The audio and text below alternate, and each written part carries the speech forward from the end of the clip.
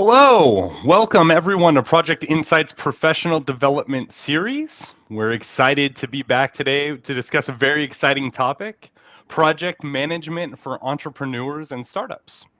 A few housekeeping items. Everyone will be on mute. If you have any questions, feel free to use the chat. In fact, feel free to say hi there now. Maybe share if you are a part of or if you have been a part of a startup. I personally have. This session is valid for 1 hour of PDU. You will receive a link to that before the end of the week. The key here is you need to stay until the end of today's session to fill out the request form. Let me introduce you to our experts.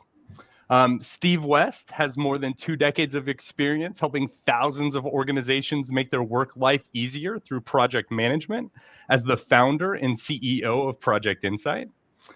Project Insight is an award-winning online project management tool. Our mission is to automate your work, unify your data, and to make your life easier. If you're currently not using our platform, please reach out. We'd love to work with you.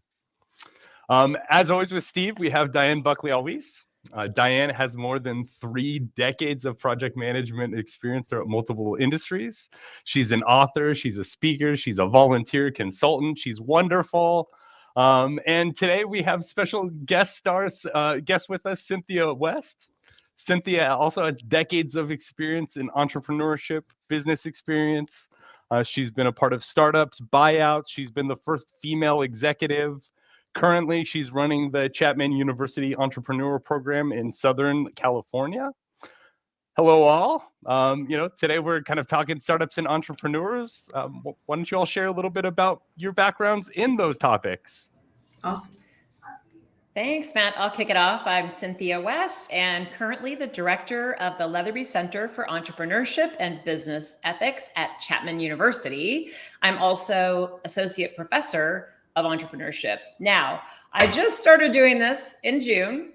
Before that, I have about 4 tech startups in my background, one which was acquired, one which went public, another went bankrupt, and another is an ongoing concern. So I've been through it all, and I look forward to working with you all and post your questions in chat. Awesome. And my name is Diane Buckley-Altwies, and I hope many of you have been to our sessions so far this past year. So happy to be here again, and happy to have Cynthia here with us. So my background is a bit varied. I actually started in defense contracting in the finance area and ended up going into the healthcare arena. And that's where my startup experience started, with a company called CompReview, which was actually acquired like 3 times. And then another company called Comp Partners, which then got purchased by a larger organization. And then I went over to subprime lending very briefly and ended up in financial services. And during that, the last 15, 20 years is when I really got involved with project management, and that was a startup, and I'm still working with them today. So, they've actually had 3 rounds of funding. So it's just very exciting to see how project management can really go across all different kinds of industries and really help firms that are in that entrepreneurial mode. Steve, thank you. Yeah, thanks. So Cynthia's my sister. We've got a lot of IT in my family, and my background is that after University of Michigan, I worked in a software company that wasn't really a startup anymore, but they were still a small entrepreneurial company. And right around the time I got out of school is when the internet started kind of kicking off, and that's when I started doing software development for basically for startups.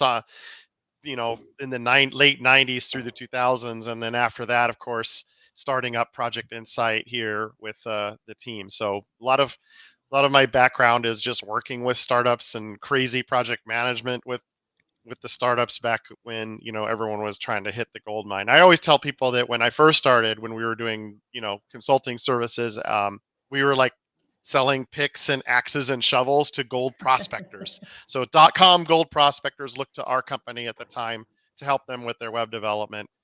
That's what ended up leading me to ultimately to creating Project Insight as well. So anyway, a lot of experience with that, and we're ready to go. Fantastic. Okay, well, let's get started. So today we've got several things we're going to talk about. We're going to start with the concept of innovation versus entrepreneurship. So looking forward to that conversation. So think about maybe some questions you might have. We'll talk about goals and priorities, prioritizing the shoulds over the wants. How do you get your vision and that target? And then looking at the future, entrepreneurship is about, being creative and changing the world. So let's get started. Yep. Yeah, so we wanted to ask you what you think the differences between innovation and entrepreneurship are. So let's have some folks post in the chat. Yeah, we'll go. There's a little bit of delay, so we should talk through that. Okay, sure. Well, obviously, innovation and entrepreneurship are tied together. The 3 I's of innovation are invent, iterate, and interrupt or disrupt. We kind of like the 3 I's there, so we used interrupt. But invent obviously means creating something purely new. And to iterate means improving upon your invention each time so that you create new features or just make it a little bit better each time. So, a lot about iterating in project management. And then, disruptive technologies and innovations are things that are doing something in a new way to make the old way obsolete. So there's a lot of innovation out there. Do we want to wait a little longer for the chat, or should I go ahead and talk about it? Let's go ahead. Okay. All right, cool. So with entrepreneurship, I'm borrowing a little bit from Daniel Lebetsky, who is the founder of Kind Bars. And he said, hey, to be an entrepreneur, you really need three stages. First, you create, then you challenge, and then you have to have a tremendous amount of courage. So let me go back and I'll talk about that a little bit. Creating something new, like there are a lot of people who come up with innovations and ideas, and they don't really do anything with them. So an entrepreneur is somebody that actually, they're all on the shelf somewhere. Everybody's got a few of those. Or you have that idea that all of a sudden 5 years later you see it on the shelf. Oh yeah, I had that idea. Yeah. So I mean, ideas are not the same as opportunities, and so an entrepreneur will take an idea and actually research it, whether, it has to be outside of friends and family, because they're always going to say everything you do is great. So a little bit of research, a little bit of market research to make sure that you're actually either 1, solving a problem, 2, filling a gap in the market, or 3, riding on some kind of trend that's out there. And so it can be primary research, it can be secondary research, like going out there and looking at sources like Grandview and other third parties that are aggregating data to make sure you have a market that's worth going after, that there's a total addressable market that somebody who would invest would be interested in. And so there's a lot of feasibility analysis that happens before an idea turns into an opportunity. So that's sort of the create stage.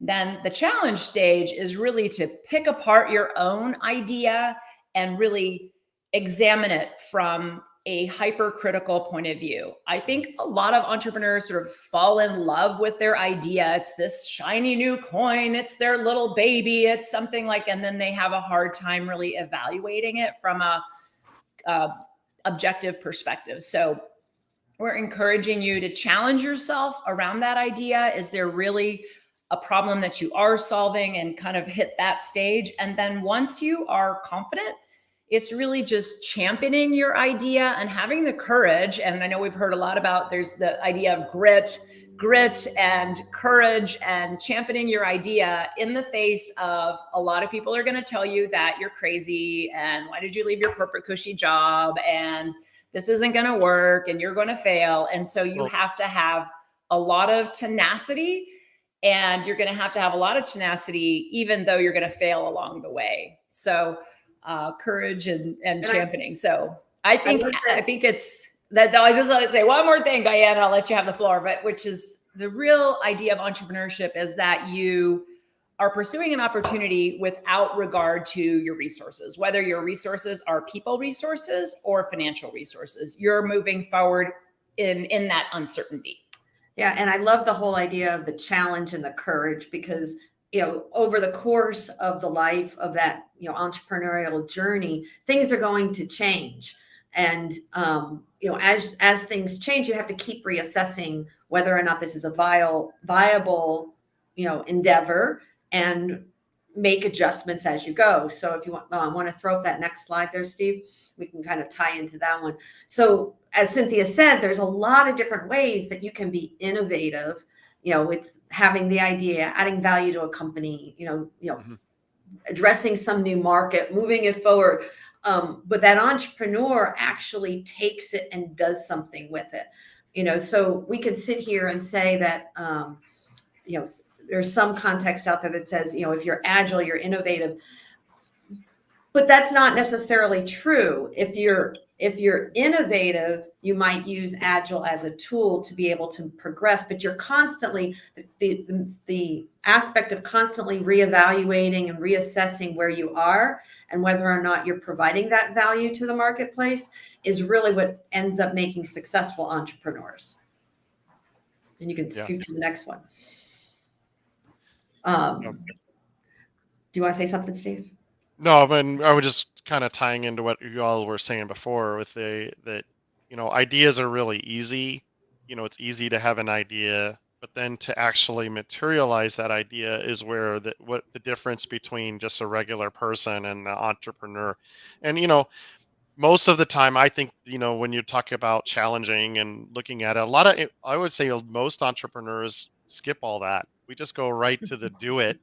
And most of the time when I talk to people about it, you don't even know where you don't know how far you really got to go until you're there. But most of the time you get far enough along, you can't turn around. So, I mean, that's where the tenacity comes. I mean, I think the idea too is, nobody's really writing business plans anymore, but I think the idea is you can move forward and fail fast. Yeah, right. That's one option, is move forward, fail fast, so that you can get on to the next idea, or you can move forward and pivot, or you can move forward and succeed and keep going. So I'm sure there are more than three options, but I always like the three, Oh yeah, three's always good. Yeah. So again, we know that entrepreneurship, does have a concept of innovation in it, inherently, right? But it is different. So that, the whole point here is that it doesn't, an innovative company isn't necessarily an entrepreneur, but for the most part, an entrepreneur is pretty innovative, so it kind of goes more one way than the other way. And if you have an organization that is, you can even be in a large organization and be in an innovative large organization like the Apple and things like that, because they allow people to fail. They allow people to try things. They allow people to explore new opportunities, and to Cynthia's definition, without any regard to the budget or, not really knowing the budget, even these large organizations put a bucket of money out there and say, okay, you've got this bucket of money. You might run out, but you also might figure out that, hey, I've stumbled across something else that then can be funded. So the two are very much related. Yeah. And then, we tell our students that, we call that either entrepreneurship or corporate entrepreneurship, but either way, we want our next generation of talent to have an entrepreneurial mindset, because they can apply that anywhere. And even if you have a great idea and it's not around innovation, you could still be a solopreneur and you can run a restaurant. You can run, there's beauty services, tons of things you can do as a solopreneur that aren't necessarily like cutting edge disruption, scalable technology. So, yeah. And it doesn't have to be technology. It could be a new, food truck with a new, type of food, right? Yeah. We see that a lot these days. There's people that are, you would say, why should I open a new coffee shop? But now there's all kinds of boutique coffee shops coming up and, disrupting Starbucks to some degree. Cool. So now we get to talk about project management, Steve.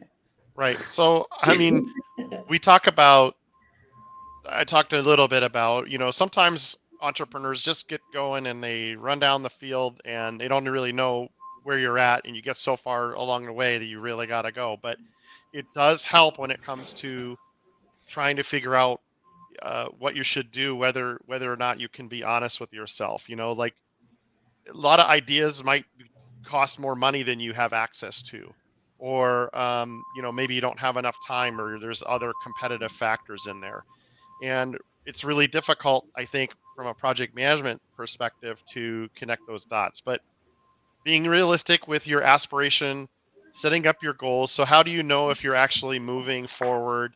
This is the smart, I think a lot of people have seen this, be specific, make sure your goals are measurable, that you make achievable goals, and that you're relevant, and that they have a time constraint, meaning that by next year we want to have X amount of revenue after producing our product this way or that way. The other thing too is when you start, you don't know what all your risks are, so you got to keep, we've talked about this in our prior PDU seminars. Always go back to your risk matrix. Do I have new risks? What's new? Are any of those risks gone now because we move forward in a certain way? And I think the other big thing when it comes to project management is when you're an entrepreneur, usually you have lots of ideas. Usually you want to do a lot of everything.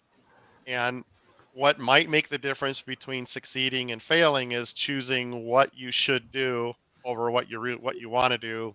And that's a really hard decision. And that's even a hard decision just inside of a regular project sometimes. Like, when you're not innovative, but if you're using your own money and time, or you're using someone else's money or time because you got an investor, you really need to make sure that you figure out what you should do to get you to your minimally viable product, to get you to revenue as quickly as possible. That prioritization is absolutely critical. And you could come up with a scoring mechanism for like how much the benefit of this thing that I think I want to do versus I should do, so how hard is the thing I want to do, and what's the benefit going to be in your prioritization. So really critical. And I agree with that, Steve. And to tie that into, you're let's say you're starting off your entrepreneurial journey, and you want to, we'll use the food truck, right? You want a brand new kind of food truck, new type of food, right? Well, what are the most important things to do? You don't want to have like 20 things. Yeah. Right. So if I have 20 things that I'm on my high priority list, and I try to work on all 20 of them, I'm probably going to fail at many of them. So if you can narrow it down to 2 or 3, because if I can be successful and deliver on these 2 or 3, then the chances are I'm making that next step. I'm hitting that next milestone. So now I get a little momentum. Now I pick the next 2 or 3 and I work on those and I get those done. So it might slow down a little bit, but the term would be, sometimes you have to slow down to go fast. So really getting focused in on the couple objectives that are really going to drive that next step in your business is really kind of a critical step. Yeah. And for those of you who, this is football season, for those of you who like me, who like college football or pro football, focus on the first downs. You really need to live when you're an entrepreneur. I mean, and I remember when we first started doing, the web development firm, and when we first started doing Project Insight, it's really about getting to the next play. Especially when Project Insight was bootstrapped, we've never raised any money. So it was always about making that, when we use our own research and development to make the product for the clients the whole way, it's really about what's the next thing you need to do and what's the next thing you need to do. And that's like I think as a software company, that's one of the hardest things to do. Is there's always a million opportunities. Which features are we going to make? Which ones really matter? And because you're not going to have enough resources to do everything. And you're going to have that squeaky wheel client that says, I want to go here. Well, yeah, Yeah, and Yeah. you can't ignore it. You really need to pay Right. attention to that, because the customers who pay you are they are your investors. So, Mhm. what you want to do is, and this is where, what we've always been pretty good about, is doing, having some of our dev team dedicated to the customer stuff, and then the other part of the dev team more towards the long-term goals. But even within that, it's a big challenge. Mhm. So what happens if we don't prioritize? You may not have the right fit of your product. Your goals and objectives you may not meet. You're not going to have enough resources. You're going to run out of money. So, I mean, all bad things. So that's really critical. Yeah, I was Yeah. going to say the last startup I was a part of, we had 10 sort of themes that were repeated over and over again. And one of our themes was prioritize ruthlessly. And I can tell you that, on the journey to be an entrepreneur, like Steve said, chances are you're going to put your own money in. So as a founder, you're going to put your own personal money in, and then you'll have maybe a friends and family round. And then if you go to an angel round, then typically an angel investor will try to help you get to the product market fit time, where you're actually earning revenue and you're proving that you actually have a solution for the market. But then when you go to the VC, they are going to ask you to prioritize ruthlessly. Because if you show up at a board meeting with your venture capitalist after your Series A or your Series B, and you're off over, working on initiative Squirrel, let's call it, Yeah. they're going to be pretty upset, and you're going to have a very fun board meeting, if you will. Yeah.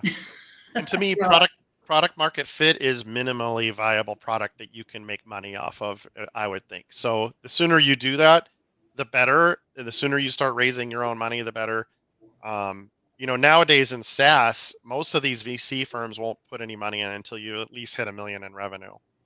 So Yeah, well, it's interesting. We have here in Irvine, California, is a company called Alteryx, which is in data analytics, and they had like Project Insight, Steve. They had a organically grown journey for a decade or so, and then they raised around and grew exponentially from there. So in today's market too, with VC being kind of tight, I think organically grown, if you can grow your company organically, that's probably the best way to go.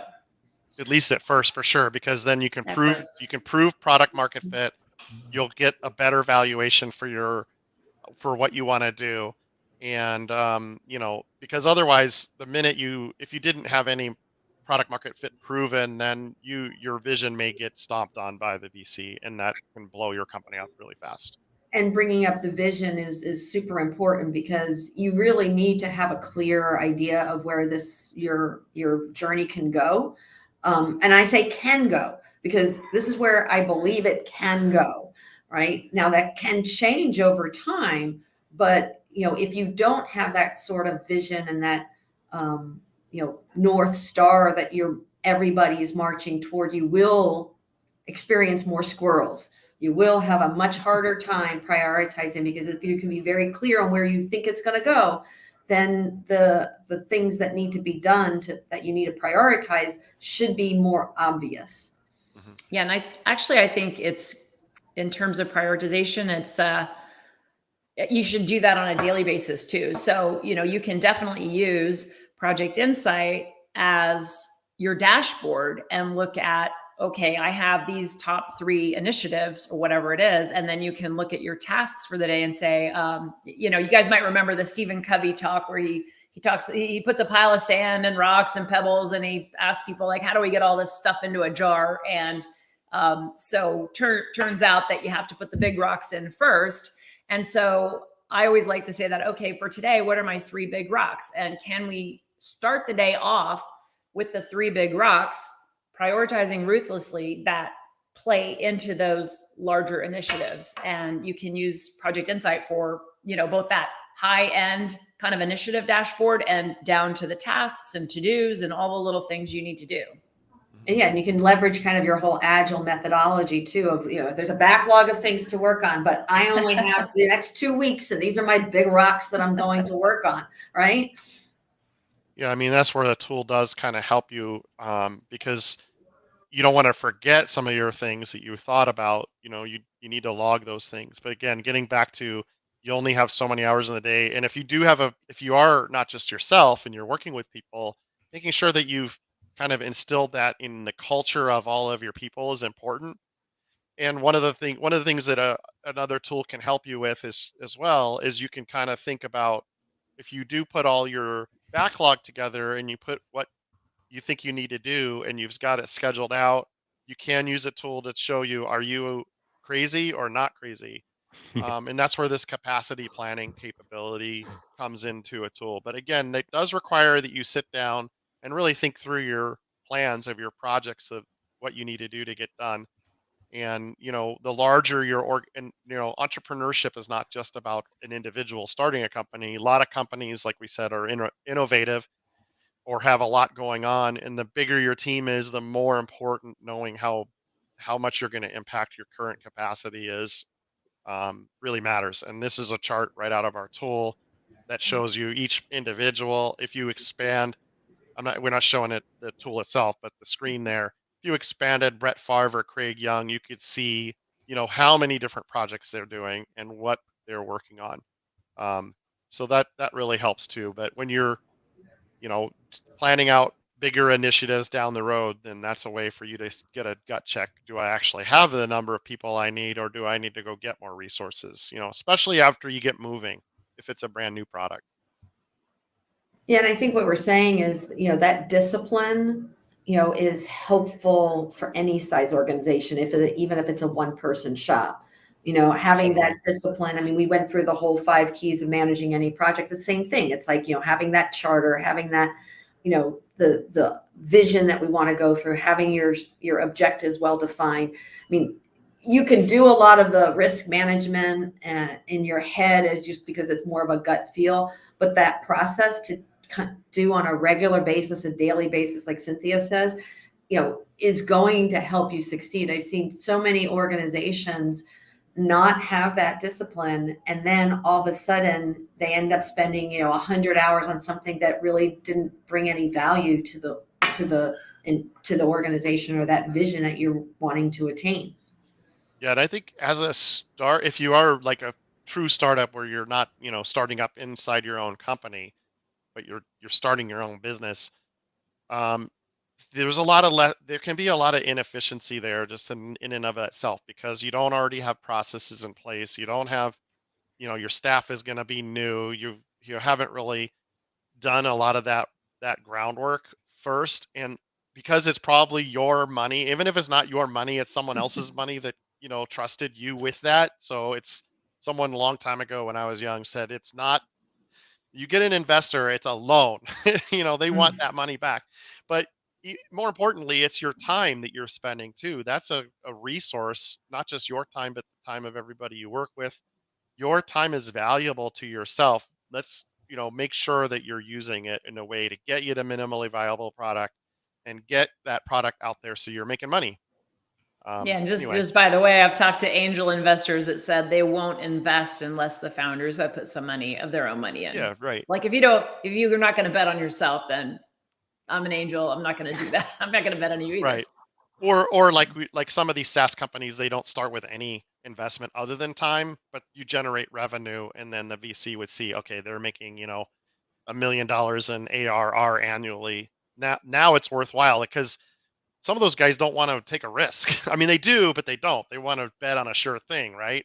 So yeah. So well, definitely the angels will take more risks because they're actually putting in, say, maybe 25,000 to up to maybe 2 million before product market fit. So they're taking more risk, and VC tend to be more like, okay, there is product market fit, and we'll put 2 million and up to help you scale and grow. So that's true. I think VCs are traditionally but the angel's fairly conservative. but the angel's going to get a better valuation and take a bigger chunk, which is, that's the balance of you're bringing people in and trying to start your company. Yeah. So. Well, certainly both can offer operational resources too. So let's say if you're a tech person, you have this great idea and you're starting a company, but you don't know anything about HR and finance, you can definitely leverage your investors. They'll oftentimes step in and help you to run these maybe less exciting for you personally, areas of the company. And it definitely doesn't make sense to have like a full-time HR person. So there are other companies out there that you can leverage their platforms to grow as well without hiring, new people. So, but your investors should be able to offer you some of those gaps that you might have. Yep. I think we moved on to the next slide here. So we need to prepare for challenging client conversations. So this gets back to, we talked about when you're building your product and maybe your client's asking you to do X, Y, or Z, or maybe, to get it to work. You have to tell them no. You might have to say, we can't do that right now because we got this other thing going on. I personally think building your trust with your customers is through your transparency. If you're behind, tell them. We've talked about that in all our other PDUs. Communication is really critical to your stakeholders. Your clients are your stakeholders, as are your investors, as are you to yourself. And then again, I would just add to that, yeah. As the VP of Global Sales for many, many entities, I always tell my team CYA. So you've just had this communication where you're being transparent and you're maybe communicating some not so great news. Follow that up with written email communication, summarizing what you just talked about. Why? 9 times out of 10, you're not going to need it. But the one time that the client is super upset saying, you never had that, you never told me that, blah, blah, blah, you can unearth that email and forward it to them with the date stamp on it and say, no, we in fact did have this email and here's your email address. I'm just saying it has happened numerous times. Well, and if you're using Project Insight, you can actually put that in as a meeting minutes in your project plan. Yes. There you go. You don't even have to dig it out of your email. Emphasis being on write it down. I know, definitely, yeah. Yeah, because, if we're talking about our experiences with technology companies, one of the things I've seen a lot of is, oh yeah, it can do this. It can do this. It doesn't do it today, but it can do this. So this is where you might think that you're going to get the big deal, the big sale, but because you're promising something that it doesn't do, you don't know what it's going to take to get there. And you can really undermine the whole organization's, trajectory if you promise things that can't be, or promise things that we don't know yet. So, you want to basically sell as much of the out of the box stuff as you can and minimize. I think, Steve, you said it, is like you have a portion of your work could be on the stuff that's the, customer specific stuff, or maybe some of that new innovative or things you want to try, but there has to be like a base that you build off of. You can't end up being 90% of that. So that's, sales is really important. And a lot of times our entrepreneurs aren't necessarily the savvy salespeople, right? So they end up undermining. There's a reason why a lot of entrepreneurial endeavors don't work or don't succeed. And one of them is prioritization, and the other one is promising too much. Yeah, and I think this gets back to, we talked earlier about product market fit and minimally viable product. You really want to, if you're selling, now we're talking more about the selling of your business, like of your products, you really need to sell what you have and focus on that more than on what you're gonna do, because you really need to show value in what you already have versus what's going to be in the future. It's just, otherwise you end up like, what Diane was saying, you maybe don't know how long it's really going to take you to make that promise. And if you do make the promise and can't deliver it, then, that's going to be bad. And the other thing is that clients, this happens to everybody too, especially in tech companies. I mean, Apple's arguably one of the most successful and biggest companies. I can tell you, I have things I wish the iOS would do, right? And they've put $1 trillion into that. It doesn't matter, how many features you have. There's always going to be a client that asks it to do more. And so you make sure that you don't make your sales entirely contingent upon a really difficult deliverable for yourself. And that's, again, it gets back to, prioritizing what you have, fitting to your product to the market so that it's sellable, as is, as best It as has to possible. provide that value, right? And if it doesn't Yeah. provide that value for what you've developed, then reassess why, you know? Yeah. I mean, definitely you're in your sales process, you need to unearth the business challenges, the issues, the pains, even the personal pains of that prospective client. And if you don't have, say, 3 really great issues or pains that you're solving, then you need to walk away and move on to the next one. Because like you said, it's a waste of time if you can't, with your product today out of the box, sell what is on the truck. It's probably not a great use of your time as, let's say, your CEO kicking off your business and you're the first salesperson, or you've just hired your first salesperson. You want to be ruthlessly prioritized around who you spend your time with too. Yeah. Next, this slide here, just to recap, making sure that you're disciplined here so that you can pursue the right, all your priorities. Adapting, getting back to having a small team, probably being over allocated, working on finding a way to get done, more done with less people. Being flexible or agile in your execution. And what we said before, agile doesn't mean innovative. It means more that you're flexible and that you're dynamic and you're iterating your process as you go. And then just obviously decision making. We didn't even really talk about that earlier, but being decisive is really a critical. Obviously, you want to make decisions quickly so you're not stalling. That's, I think, sometimes entrepreneurs can get stuck because you don't know what to do. It's better to make a decision and be wrong, find out that you're wrong, and then pivot to the correct answer. I know a lot of people in the SaaS business call it, fail fast. Because really, in anything you do, failing is how you do succeed. By not having something work exactly the way you want is how you can learn. It's not really a failure. Every time you don't achieve something, it's an opportunity for growth, really, more than anything. So just deciding to go after something is really critical, especially if you're the leader, and you don't want your team wasting time. Absolutely. Just do it. Yeah, Yeah, for That's real. right. Well, I mean, I've used this analogy in the past, and when people ask, when we're talking about the word quality, right? And I ask the question is like, what do you know what an industrial engineer does? And most people don't, because we don't have industrial engineers in technology side of the house per se, but in manufacturing you do, and that's where I started, right? And basically, we used to have these industrial engineers in defense contracting. Literally, we made these, $500,000 computer boxes. This is, decades ago. Decades ago. $500,000 computer boxes. And we used to take, like, literally, they would take a 200-pound sledgehammer to it and see what shook out. And then the industrial engineers would look at that and they'd see what shook, see what loosened, see what fell out. And they would put a plan in place to help tighten that up, literally tighten that up, and kept tweaking it and tweaking it. And that's really the concept of good quality. Is your good quality doesn't mean it comes out the gate that way. It means it's a commitment to constantly refining it and making it better. And I think that's one of the concepts that any new entrepreneur needs to, take to heart.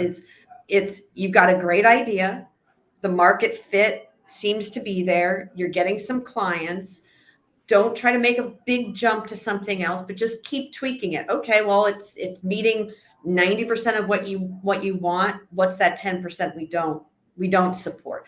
And then put that into your backlog and look at, talk to lots of people, right? Lots of your clients, and pull that all in and keep evaluating that. And you'll build a product that actually, meets a large percentage of the market. By just having that kind of discipline to it. Don't promise it out the gate, but throw it in the backlog and keep evaluating, building your product on a consistent and agile basis, I guess. Mm-hmm.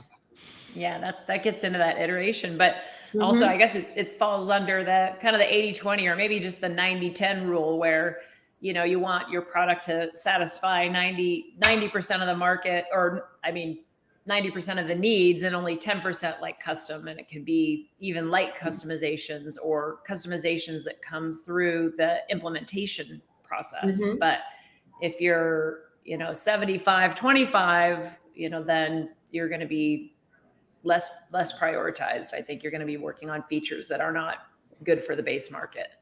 I was just going to say that's when your sales is going to be feeding you all of these different squirrels and you cannot focus on what your actual business is meant to do, right? And then you have a misappropriation of resource in that way, right? So Exactly. Yeah, and one of the lessons now, speaking of sales, make sure that every new prospect call shouldn't reprioritize your list entirely. So that can happen too.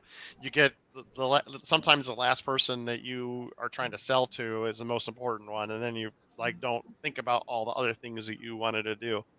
And Yeah. That they call that the problem of primacy and recency, right? You only remember the first thing and the most recent thing, and everything else in the middle is sort of muddled. What? Yeah, I know, right? But celebrating the lessons learned. We're talking about when you do hit these roadblocks or whatever, those are your lessons learned, and your successes too. Definitely want to build on them. Mhm. I don't know of any journey that anyone's ever had in any business that didn't have obstacles, but being open-minded to really embrace the continuous improvement is critical.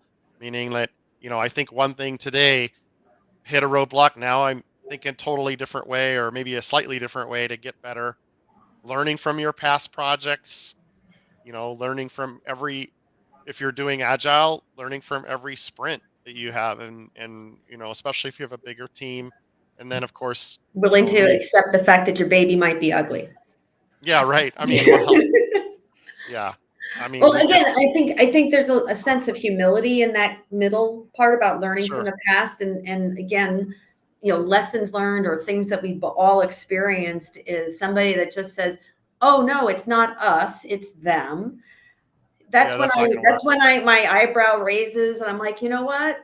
There's a reason they're saying something's broken, and we should be listening to it and trying to figure out what that real root cause is, and then communicating it. A lot of times that stuff sits at like the front of the house where the clients are talking to their relationship manager, things like that, and it never gets back to the people that actually do the work. So we learning throughout the organization and communicating those lessons learned, like you said, Steve, through the agile process, and really being willing to accept that maybe my baby didn't come out as pretty as I wanted it to Right. come out, right? And really, it's not just software. I know that's kind of where we all live, but Mhm.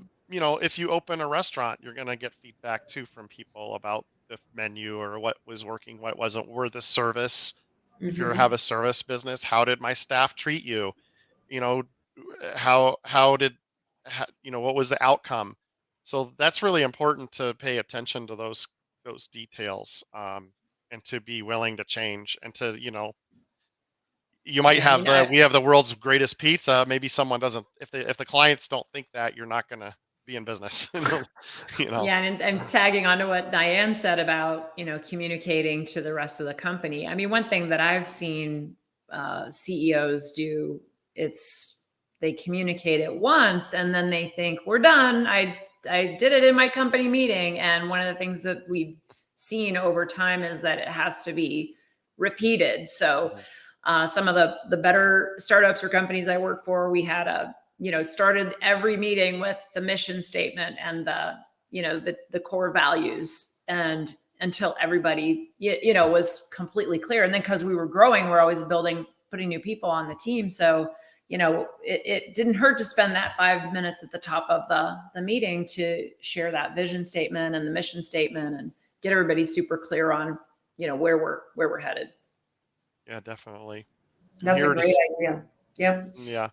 And being, as a senior executive, you don't want to always be the optimist. I mean, there are times when you have to tell, well, Yeah. I've seen the quarterly meetings and everything's all rosy, but everybody knows there's something wrong, right?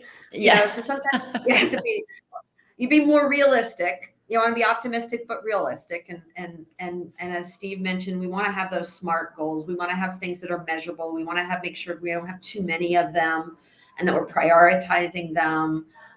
Utilize that discipline of managing projects and resources that you've learned through all these webinars with Project Insight, and use the tool. It can be, it doesn't have to be a project of 5,000 tasks. It could be a project of 20, it does, but it's writing it down. It's having that discipline of following up with it, getting people involved, seeing if you've met your goals, and those little goals, give you that momentum, those milestones that you hit.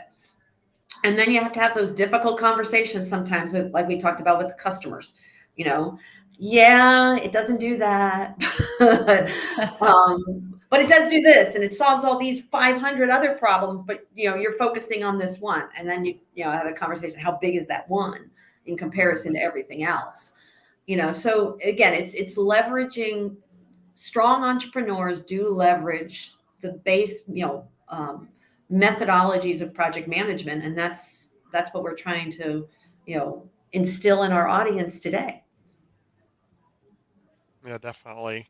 So, I mean, I think we're wrapping this up here, but any crazy startup stories either of you guys have? I mean, I think I've been sharing some without naming names. I don't have to name Well, names.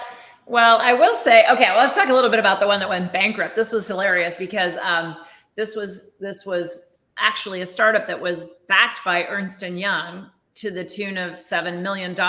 And so I thought, wow, I really joined a winning team. But what ended up happening was that the leadership decided we had so many developers. We called it little UN. We had people from all over the world working on our solution and our platform, and just ran out of money.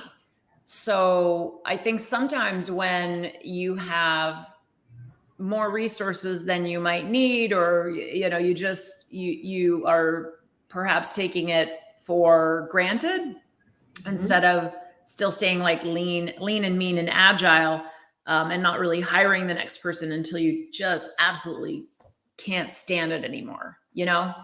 So that's one story of why that failed. It grew too big, too fast, too many people. Didn't use the funds carefully, not efficient. But I think the best ones that I've worked with, because I was always coming in to execute on the CEO's vision, was coming in and figuring out, okay, what is the message? What's the message from a sales and marketing point of view that the prospects will resonate with? So we would go out and we would pitch different ideas and see what stuck to the wall. And then we'd come back and iterate it until we got it right. And then once we had it right, we started to form all of our templates and all of our processes. So it was okay, where's our templated deck? Where's our templated email that's going to go out? What's the templated implementation process? What are all the things that we can use to onboard the next salesperson, so we're using our time efficiently? And so I think templates are a really big part of entrepreneurship, and whether it's so it's in Project Insight as your project flow, or even a simple document that's sort of putting together the main things that you need to remember for onboarding a salesperson. Yeah. So back in the late 90s, 2000s, this is back when I was selling picks and shovels, meaning that we were developing products for people. One company that I worked with, they raised money by selling a domain. Remember when you could sell a domain and make a lot of money? And that was their VC. Well, this particular company, they came to us and they had their money, and we built their first product, and then we launched it, got it up on the internet. This is again probably 1999 or 2000. And they went to Hawaii, and we were like, wait, what? You haven't even made a penny yet. So that was a crazy time. Obviously, people have gotten better these days about doing things. And like we said, I think a big thing for me is getting the first downs, getting your minimal viable product, getting the first customer, getting your 50th customer, and really focusing on doing those kinds of things is what will make you more successful. and of course, using all the tools and things and techniques we talked about. And here we go with the PDU stuff. Any questions? If there's anyone on the audience, feel free. But this is the link to the PDU. Matt, I think you know more about all the process here. Pretty straightforward. Get your phone out, get the scan going. You'll be prompted with a request form to fill out. You will get your PDU sent to you via email separately. Please make sure that the request form is, as you can see here, done before the 16th. Yeah. Otherwise, this QR code goes away as far as that's concerned. I mean, we do have a lot of people who watch them after we do them live. We're doing it live right now, but you might be watching it later. The PDU series, you have to, this link won't work after tomorrow, after the 17th. Friday. Oh, whoops. Yeah, the 17th. So we have a couple days, and then we have to have it all submitted to keep it official. All right. Any other crazy stories or anything, or should we wrap this up? I think we're good. Yeah. Well, thanks a lot for the series. We'll be publishing the next round. Not sure when the next webinar on PDUs will be, but we are planning on having some product. Oh, I guess Matt might have more to say about that. But there we go. Yeah. There's a there slide. You go right there you have yeah, so we do have the tips and tricks for the task list. So if you are a Project Insight customer, or maybe you're using our freemium, there's a lot to making that task list really work real well. So I think Matt and I are going to go over that with you and show you how to use the bulk editor and drag and drop and copying tasks and doing things to make your life easier there. And then December 6th, we're going to do capacity planning again to go over. Project Insight does both bottom up capacity planning, where the tasks drive up the hours. And then also we do top down now, where you can put in a rough estimate of what your team will be, and we're going to show you how to do all of those kinds of things. And obviously, our next PDU will be December 13th, but we have not selected the topic yet. So look, thanks a lot for joining us today, and have a great day, everybody. Thank you.